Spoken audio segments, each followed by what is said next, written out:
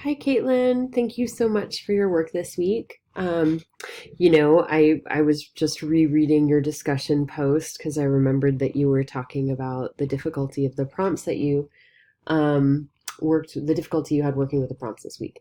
And I, the reason I returned to your discussion post is because I think the results of the work that you did this week are absolutely lovely. And so I'm glad you tried it, even though it felt difficult, even though you had to leave your house, your air conditioned house in the middle of the day to go out into the desert heat to do this work. I'm really grateful you did. I'm really grateful you tried. So let's start with Reed Park and let's start with your questions. Um, Suggestions for the title. I think the, um, uh, let me see.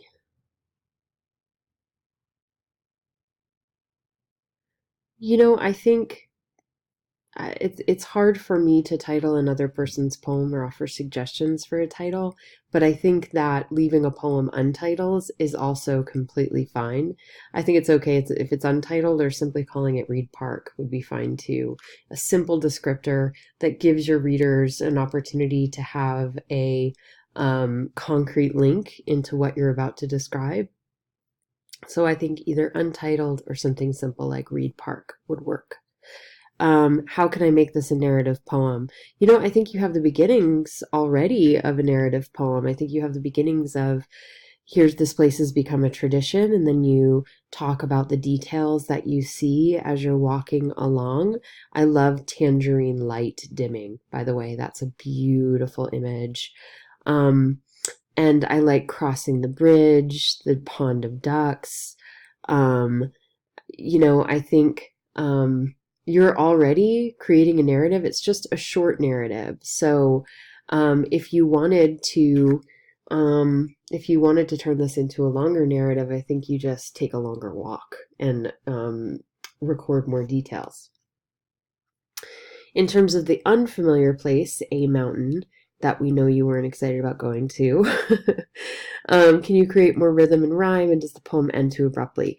I do think it ends rather abruptly, and I think that as long as that's a conscious decision, that's okay. But if you're asking the question, then perhaps there's something more that you have to say here.